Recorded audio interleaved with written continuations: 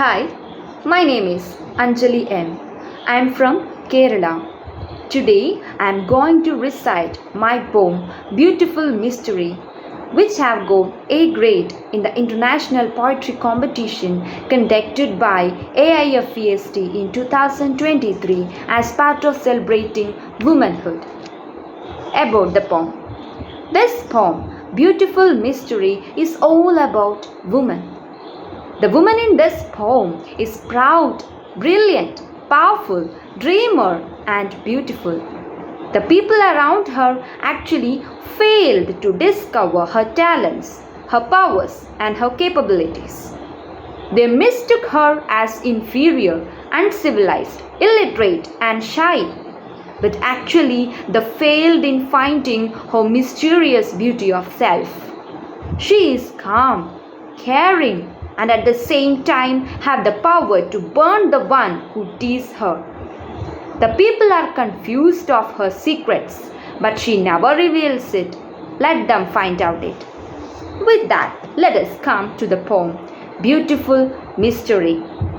For them, I am reticent by the way I smile, but they fail to discover my inner self. For them, I am uncivilized. Oh, this man made globe. I have dreams to achieve, yet I stand still. For them, I am inferior, telling without knowing me. I am the one who nourishes the whole world with my arms. For them, I am a thing which could be triggered with. The fire in me will burn them off. They are confused who I really is. Let them find out my beautiful mystery. Thank you. Hello everyone, my name is Insha Qayoom Shah and I am a research scholar from the Department of English, University of Kashmir, and I have a deep interest in poetry in English and Urdu. So the poem which I submitted for the competition is titled as The Shrouded Hope. The poem is actually about the feelings of those marginalized women who sell their body and are lost not only to themselves but also to the world. So, women like these usually don't fall within the conventional idea or the model of womanhood. Yet, their journey and their quest for their identity is remarkable in terms of living uh, an objectified body. They know that they are being objectified while they themselves are very much aware of it. So, the poem reads as walking down the teeming alley, light steps with purple grace, feeding gaze of young and old, bold to bold, for her to hold a runty pouch hopelessly stained.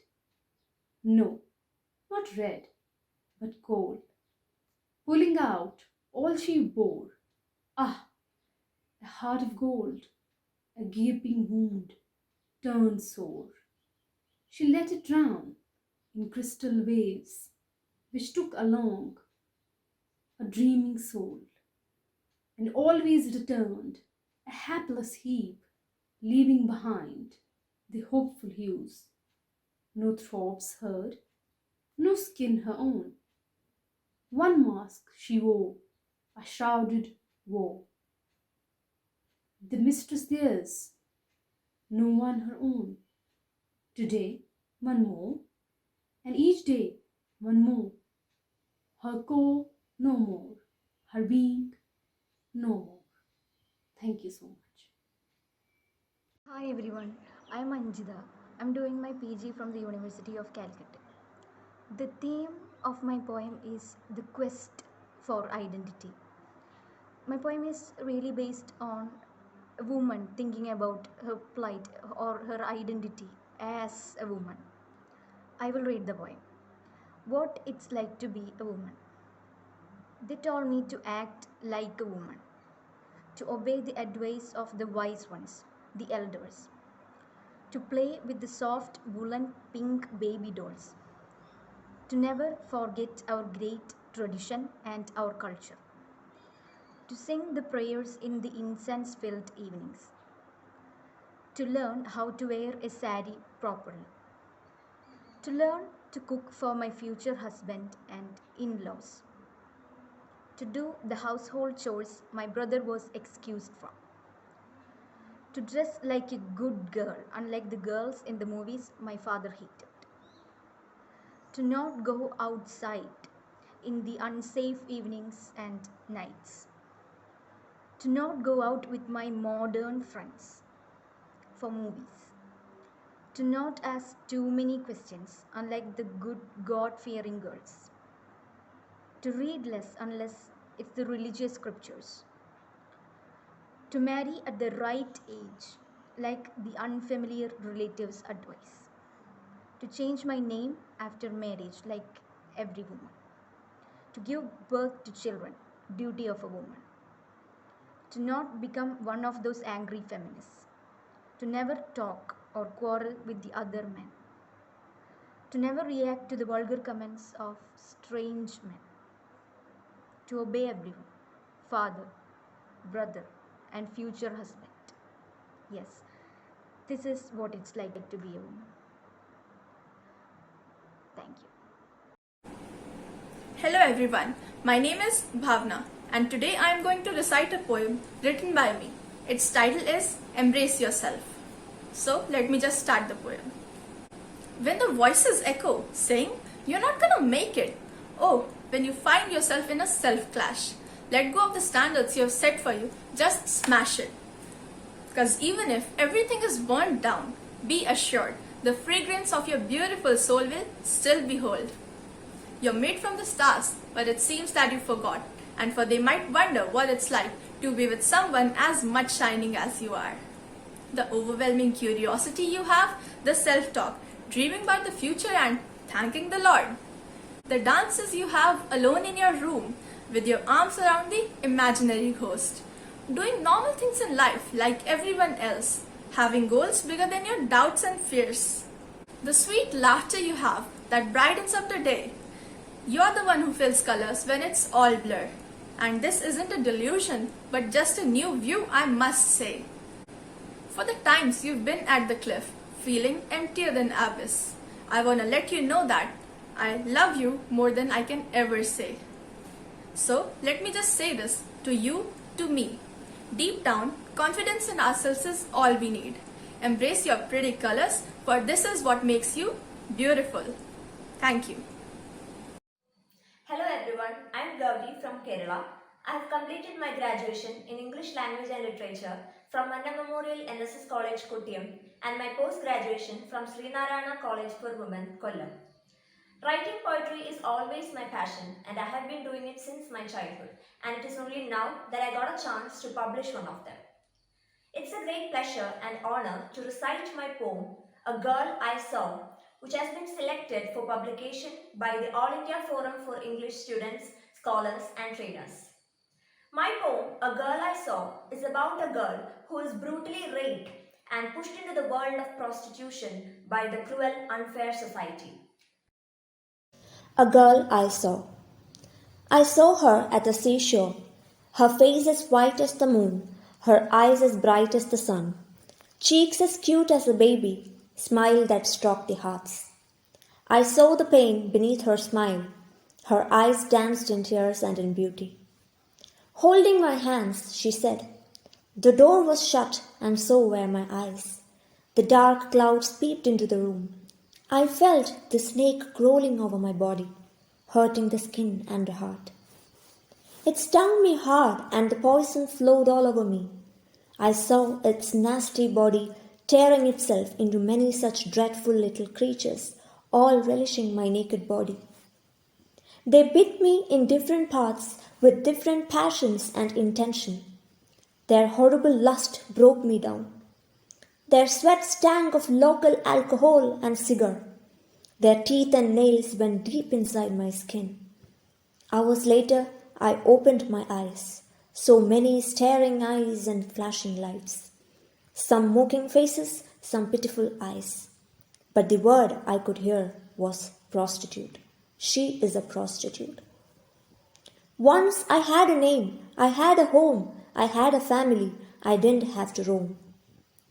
Men scorn at me during the day, but longs for me at night. I am not a woman, not even a human during the day. I don't find a place in your world in the sunshine. But I become a piece of flesh they pine for at the dark hours. The darkness is where the men fill my hands with gold and cash. Having said this, she looked deep into my eyes. I could see tears over her kajal. Her eyes spoke of the real love she yearned for, not about the lust she satiates. Her bright red lipstick covered her chapped lips.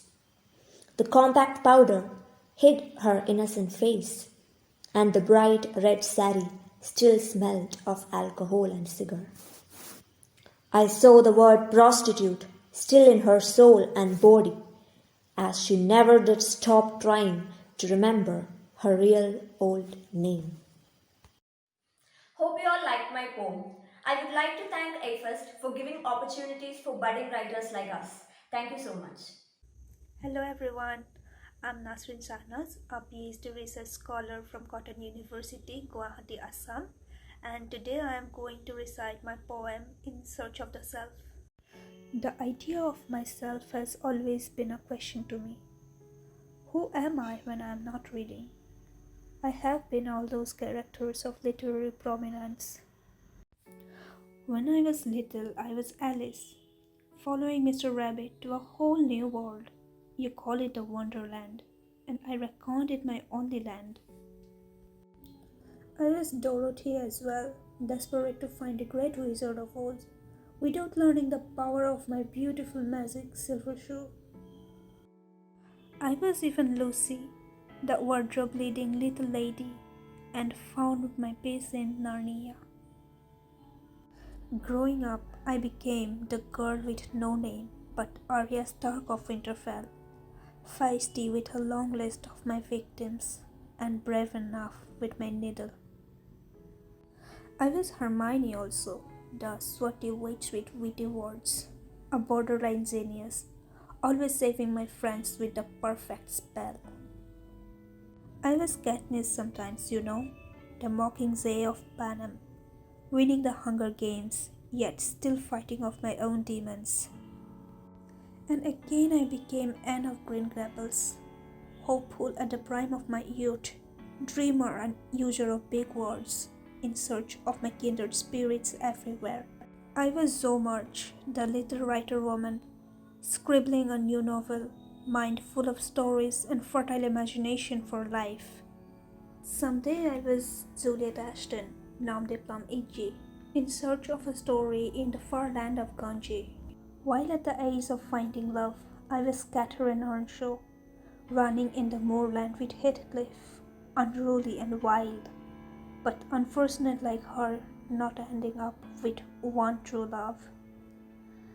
I was even Maggie Tulliver, whose fervor for intellectual growth and spirituality, unconditional love and platonic ideology finds tragic ends like death of the Arborville. I impersonated her as well, the pious, ill-fated woman, crushed under the hypocrisy of society. Maybe that's why I became Anna Karenina, wary of the loveless marriage, finding solace in the arms of a sneaky lover. I was even Madame Bovary, ignited with a passion for romantic fantasy, marked a life of betrayal and unchastity. And surely I was Lady Chatterley, to escape the emptiness of married life, driven into a fierce love affair. I was all these women of unhappy families, unhappy in their own way. So who was I? This unhappy mad of failure? Encountering disappointment in love and life, drowning in the pool of my insanity.